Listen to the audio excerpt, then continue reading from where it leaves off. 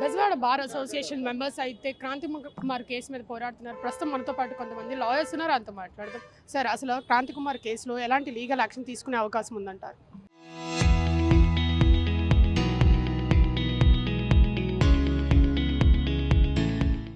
అందరికీ నమస్కారం అండి. ఈరోజు మా న్యాయవాదుల సంఘం ఆధ్వర్యంలో ఒక నిరసన కార్యక్రమం చేపట్టాము. ఎవరైతే మృతుడు ఉన్నాడో చనిపోయిన పేరుపో క్రాంతి కుమార్ కుటుంబానికి పూర్తి స్థాయిలో న్యాయం జరగాలి. ప్రధానంగా మా ఈ మూడు డిమాండ్లు ఉన్నాయి. మీ ప్రశ్నకు ఆన్సర్ చేస్తాను. ఫస్ట్ది, వాళ్ళ సస్పెక్ట్ డెత్ కింద ఎఫ్ఐఆర్ రిజిస్టర్ చేయడం జరిగింది. 87 క్రైమ్ నెంబర్ 87. దాన్ని ఏపీ స్టేట్ ఎస్సీ కమిషన్ వారు కూడా విజయవాడ సిపి వారికి డైరెక్షన్ ఇవ్వడం జరిగింది. ఆ రిజిస్టర్ అయిన ఎఫ్ఐఆర్లో 108 of BNS 108 of section 108 BNS అంటే అబేట్మెంట్ సూసైడ్ని ఆల్టర్ చేయండి, అమెండ్మెంట్ చేయండి అని. రెండోది, ఎవరైతే పేరుపోగు క్రాంతి కుమార్ కుటుంబ సభ్యులకి ₹1 నష్టపరిహారం ఇవ్వాలి. ఇది రెండో డిమాండ్. మూడో డిమాండ్, పేరుపోగు క్రాంతి కుమార్ భార్యకి గవర్నమెంట్ జాబ్ ఇవ్వాలి. ఎందుకంటే 3 పిల్లలు అన్యాయం అయిపోయారు. దీనికి ప్రధాన కారణం ఎవరంటే కృష్ణలంక పోలీస్ స్టేషన్ ఎక్స్సీఏ నాగరాజు ఏ స్థాయిలో అరెస్ట్మెంట్ చేస్తే తప్ప ఆయన సూసైడ్ చేసుకుంటాడు. Already there is a documentary proof, video proof కూడా ఉంది. నా మృతికి కారణం కృష్ణలంక ఎక్స్సీఏ నాగరాజే. ఇంకా అంతకుమించిన ఎవిడెన్స్ ఏముంటుంది? ఆ ఎవిడెన్స్ బేస్ చేసుకొని వెంటనే 108 సెక్షన్ 108 బిఎన్ఎస్ని అమెండ్మెంట్ చేయాలి. ఎఫ్ఐఆర్లో ఆల్రెడీ జ్యుడిషియల్ రిమాండ్లో ఉన్నాడు ఆ సీఏని, ఇందులో కూడా అరెస్ట్ చేయాలి. అదేవిధంగా ఎస్సీ ఎస్టీ ప్రొవిజన్స్ కూడా అందులో యాడ్ చేయాలి. లేని పక్షంలో మేము ఈ గవర్నమెంట్ డిమాండ్ చేస్తున్నాము. క్రాంతి కుమార్ పూర్తి స్థాయిలో కనుక న్యాయం జరగకపోతే రాష్ట్ర వ్యాప్తంగా న్యాయవాదులు, ప్రజా సంఘాలు, దళిత సంఘాలు రోడ్డున ఎక్కుతాము. పూర్తి స్థాయిలో క్రాంతి కుమార్ కుటుంబానికి న్యాయం జరిగేంత వరకు మేము నిలబడతామని చెప్పి ఈ సందర్భంగా చెప్తా ఉన్నాము. అంటే నాగరాజ్ని ఈ కేసు మీద ఎందుకు విచారించట్లేదని భావిస్తున్నారు మీరు? ఎందుకు విచారించాలంటే పేరుపో క్రాంతి కుమార్ తక్కువ కులం, దళిత కులం. అందుకని పోలీసులందరూ వన్ సైడ్ ఎవరేస్తున్నారు.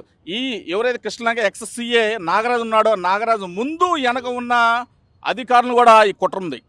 క్రాంతి కుమార్ చనిపోవడానికి నాగరాజు, ఆ ఎక్స్సీఏ నాగరాజు ముందు ఉన్న కీలక పాత్ర వహించిన, ప్రధాన పాత్ర వహించిన అధికారులు కూడా ఇందులో తీసుకురావాల్సి వస్తుంది. ఖచ్చితంగా ఏదైతే నిరసన కార్యక్రమం చేపడుతుందో దీన్ని సీరియస్గా గవర్నమెంట్ వారు స్పందించాలి.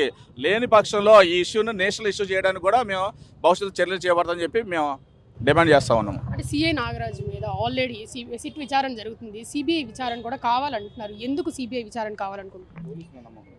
ఏదైతే పోలీస్ మాన్యుల్లో ఎక్కడైనా ఎన్పిడబ్ల్యూ ఇష్యూ అయిన తర్వాత వెళ్ళి టాస్క్ ఫోర్స్ వాళ్ళు తీసుకురావటం ఉందా? అంటే కోర్టు పరిధిలో ఉన్న కేసుని పోలీసు వారు వెళ్ళి తీసుకొచ్చి కోర్టులో ప్రవేశపెట్టాలి 24 గంటలలోపు. అలా చేయకుండా వారు ఏదో స్పెషల్ జ్యుడిషియరీ సిస్టమ్ లాగా బిహేవ్ చేసి ఒక మనిషిని ఐడెంటిటీని మాయం చేశారు. అసలు సాయి కృష్ణ బతికున్నాడా, మిస్సింగా అనేది ఇప్పటి వరకు ఎక్కడ ఐడెంటిఫై చేయలేదు. సో ఇటువంటి ఏదన్నా ఇన్సిడెంట్ జరిగినప్పుడు అన్ఫార్చునేట్గానో ఫార్చునేట్గానో పోలీస్ సమక్షంలో సాయి కృష్ణకి ఏదైనా అయ్యి ఉంటే వారు ఏదో రకంగా కన్విన్స్ చేసి అందజేయాలి. కానీ అది కూడా చేయకుండా 15 రోజులు ఆ తల్లి ఆ పోలీస్ స్టేషన్ చుట్టూ తిరిగి నా బిడ్డ మృతదేహాన్నన్నా ఇవ్వండి, బూడిదైనా ఇవ్వండి అని చెప్పి ఏడ్చినప్పుడు స్పందించిన పోలీసు వారు మరి ఈ రోజు సిబిఐ ఎంక్వైరీలో అంటే సిట్ విచారణలో ఏ న్యాయం చెప్తారు?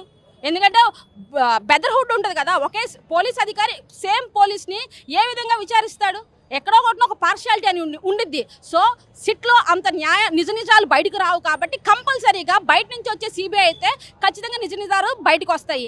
అలాగే అదే పోలీస్ స్టేషన్లో కృష్ణలంక సీఏ పరిధిలో ఒక దళిత యువకుడైన పేరుపోగు క్రాంతి కుమార్ తను ఒక మరణ వాంగ్మూలం ఇచ్చి నా మరణానికి కారణం పలానా సీఏ, నేను దళిత కులంలో పలానా మాదిరి జాతిలో పుట్టడమే నేను చేసిన నేరం అని చెప్పేసి ఒక వీడియో డిక్లేర్ చేస్తే, ఒక వీడియో తను చూపిస్తే ఎప్పటి వరకు ఈ పోలీస్ కమిషనర్ స్పందించలేదు, ఎటువంటి చర్యలు తీసుకోలేదు. దళిత హోంమంత్రి మీద మేకప్ మీద ఉన్న శ్రద్ధ కూటమి ప్రభుత్వానికి ఒక దళిత యువకుడు మరణ వాంగ్మూలం మీద ఎందుకు శ్రద్ధ లేదు? ఖచ్చితంగా దీన్ని పూర్తిగా మేము ఖండిస్తున్నాం. రానున్న రోజుల్లో ఇలాగే కూటమి పాలన ఉందంటే ఈ పోలీస్ వ్యవస్థని నాశనం చేయడం తప్ప ఏమీ లేదు. మీరు చూస్తే పోలీస్ వ్యవస్థని ఎంత దిగజారుస్తున్నారంటే చంద్రబాబు నాయుడు గారు ఈ పోలీస్ వ్యవస్థని ఏం చేద్దామని ఒక రావణ్ కేసులో హుటాహుటిగా వెళ్ళి అర్ధరాత్రి అరెస్ట్ చేసి ఏపీకి తీసుకొచ్చి కోర్టులో ప్రవేశపెడితే పోలీసు వారు కోర్టు ఇది మేము అరెస్ట్ చేయలేము, సో అతన్ని మేము రిమాండ్ రిజెక్ట్ చేస్తామంటే మళ్ళీ ఇంకో కేసు వేశారు, ఇంకో పీటీ వారెంట్ వేశారు.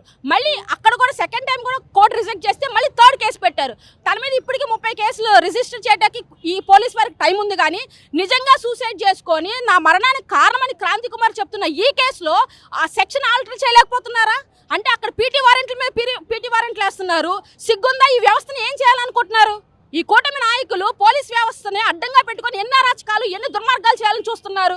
ఇది ఖచ్చితంగా వ్యవస్థల మీద వ్యవస్థలు నిర్వీర్యం చేస్తున్న ఈ కూటమి ప్రభుత్వం. చంద్రబాబు నాయుడు గారు దీనికి అధ్యక్షతగా ఉన్నారు. ఖచ్చితంగా పోలీస్ వారు మీకు ఒక మాన్యువల్ ఉంది, ఇది ఈ రాజ్యాంగ ప్రకారం మీరు నడుచుకోవాలి. మీ ఇష్టానుసారంగా కొంతమంది అధికారులకు తొత్తుల్లాగా బిహేవ్ చేస్తే రానున్న రోజుల్లో మీరు ఖచ్చితంగా ఆన్సర్ చెప్పాల్సి వచ్చింది. సిఏ నాగరాజుతో పాటు ఆ స్టేషన్లో ఉన్న సిబ్బంది కూడా ఖచ్చితంగా దీని ఆన్సరబుల్లే.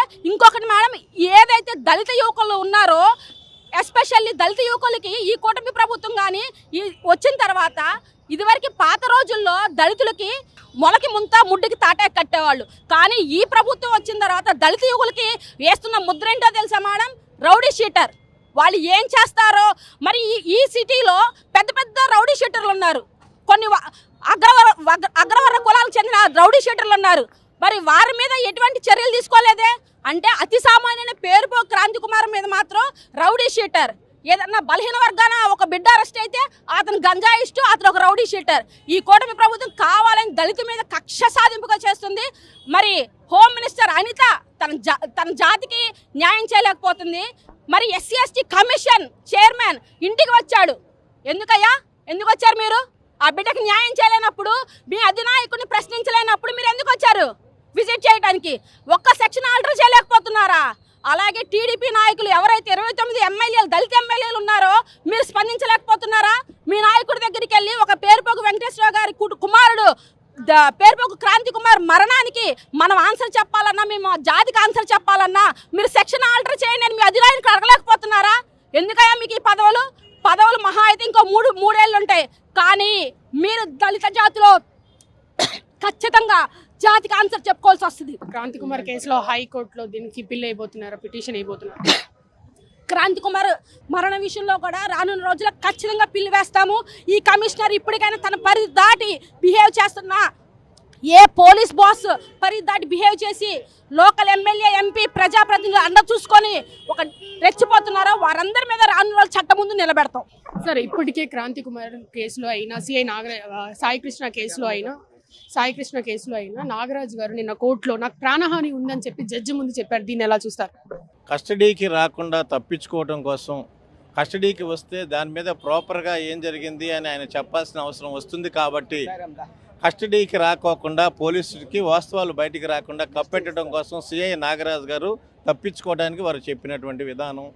వారు కస్టడీకి వచ్చిన తర్వాత ఇందులో ఇన్వెస్టిగేషన్ ప్రాపర్గా ఏం జరిగింది కంప్లీట్గా వారు ఇన్వెస్టిగేషన్లో నోరు తెరవాల్సిన అవసరం ఉంది. సీసీ ఫుటేజ్ ఎందుకు మాయమైంది, అసలు జరిగింది ఏమిటి చేశారు, కంప్లీట్ ఫ్యాక్ట్స్ విషయాలన్నీ కూడా ఆయన చెప్పడానికి అవాయిడ్ చేసుకోవడం కోసం ఈ రకంగా వారు చెప్పింది అబద్ధం, తప్పుడు మాటలే తప్ప పోలీసు కస్టడీలో ఉన్న వ్యక్తి మీద ప్రాణహాని అనే మాట అబద్ధం, అటువంటిది ఏమీ ఉండదు.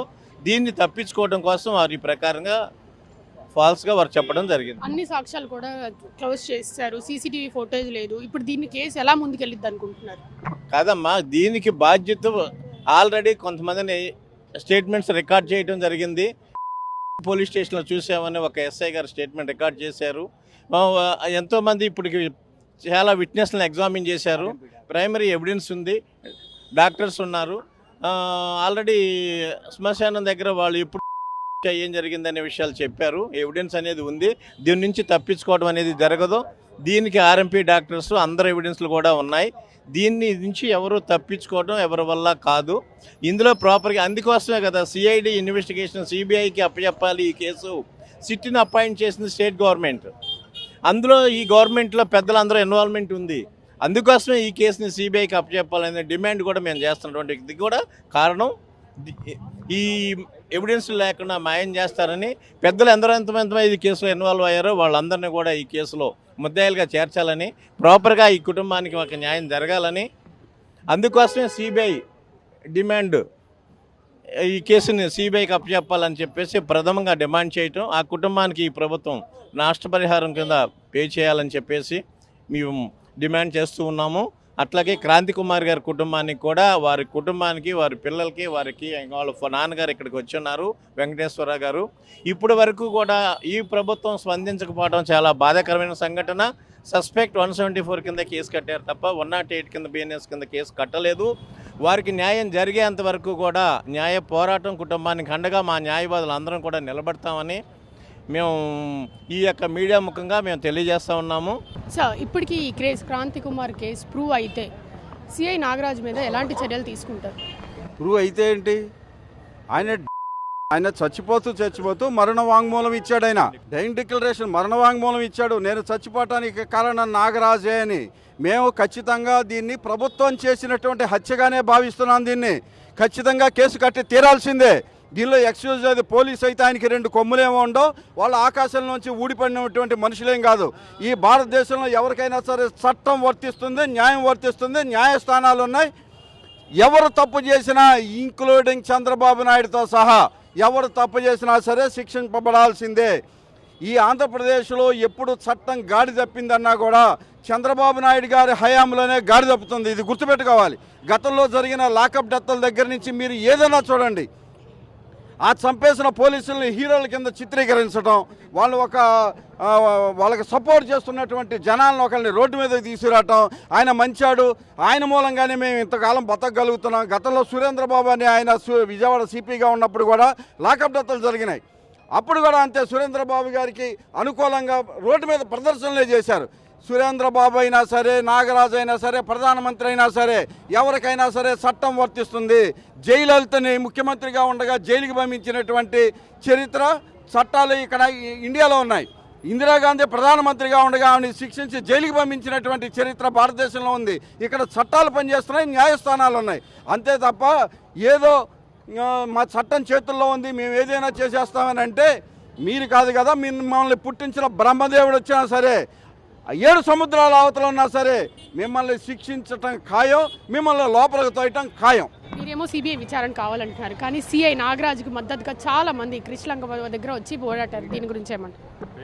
ఆయనకి మద్దతుగా ఎవరు పోరాడారు, ఎవరు పోరాడలేదు అనేది ఇంపార్టెంట్ కాదు. ప్రతి మనిషికి దొంగతనం చేసిన వాడికి కూడా వాళ్ళ ఇంట్లో ఈయనకి గతి లేక దొంగతనం చేశాడనో, ఆకలితోనో దొంగతనం చేశాడనో ఏదో రకమైనది చెబుతారు. ఆయన సపోర్ట్ ఇవ్వటం ఇది కాదు.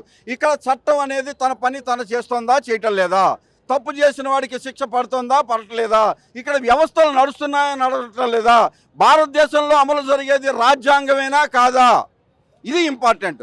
దీని మీద ఆ తప్పు చేసిన దాని మీద సెక్షన్లు వర్తిస్తాయి. ఆ తప్పు చేసిన వాడికి శిక్ష ఇవ్వాల్సిన అధికారం కోర్టులది. అంతేగాని వీటిలన్నింటినీ వదిలిపెట్టి చట్టాన్ని నేనే తీసుకొని చేతుల్లోకి తీసుకొని జనాన్ని చంపేస్తాను అని అంటే, చంద్రబాబు నాయుడు గారి మీద 19, 20 కేసులు ఉన్నాయి. దానికి జైల్లో పెట్టి ఆయన లోకేష్ మీద నా మీద 23 కేసులు ఎన్నో ఉన్నాయని చెప్పేసి ఆయన నిన్న స్టేట్మెంట్ ఇచ్చారు. ఆయన ఏం చేయాలి? బండి సంజయ్ మీద 93, 107 కేసులు ఉన్నాయని చెప్పేసి చెప్పాడు అని చెప్పి ఆయన స్టేట్మెంట్ ఇచ్చారు. ఆయన ఏం చేయాలి? సెంట్రల్ మినిస్టర్ని. వీళ్ళందరినీ చంపేసుకుంటూ పోతే ఇండియాలో అసలు రాజకీయ నాయకుడు అనేవాళ్ళు మిగులుతారా? ఇదేనా వ్యవస్థ చేసే పని? కోర్టులు చేయాల్సిన పని పోలీసుల చేతుల్లోకి తీసుకొని వాళ్ళు ఇష్టం వచ్చినట్టు చేసేయటం అనేది అసలు ఆంధ్రప్రదేశ్లో ఉన్నటువంటి పోలీసు వ్యవస్థ రాక్షసులకు ఎక్కువ, కిరాతకులకు తక్కువ అన్నట్టుగా ఉంది. రాక్షసులు కూడా యజ్ఞయాగాదులను పాడు చేసేవాళ్ళు తప్ప ఈ పోలీసులు నిర్దాక్షిణ్యంగా అని అంటే ఇంతకన్నా సిగ్గుమాలిన వ్యవస్థ ఇంకెక్కడన్నా ఉంటుందా? అసలు ఈ పోలీసులకి సిగ్గుందా అని కూడా మేము ప్రశ్నిస్తున్నాం. అసలు దాన్ని హత్య కేసు కింద పరిగణించకుండా సస్పీషియస్ డెత్ కింద చూపిస్తున్నారు అని అంటే, ఇదే సామాన్యమైన ఏమన్నా కళ్ళు మూసుకొని ఏదో ఓ కాగితం రాసి నేను దీని గురించి కారణం అని చెప్పేసి రాసి పెడితే దాన్ని హత్య కేసు కింద పరిగణిస్తున్నారా, పరిగణించట్లేదా? నాగరాజు దగ్గరికి వచ్చేసరికి మీరు ఎందుకు ఆయన్ని కాపాడాలని ప్రయత్నిస్తున్నారు? నాగరాజుకి మీరు సపోర్ట్ చేస్తున్న సిపి రాజశేఖర్తో సహా దీనికి శిక్షార్హుడే. చాలామంది పోలీస్ స్టేషన్లో ఉన్నటువంటి సీసీ ఫుటేజ్ పోయింది అని అంటే నీ దగ్గర ఉండేటువంటి ఫుటేజ్ ఏమైంది? డీజీపీ ఆఫీసులో ఉండేటువంటి ఫుటేజ్లు ఏమైనాయి? వీటిలన్నిటికీ కూడా సమాధానం చెప్పాలి.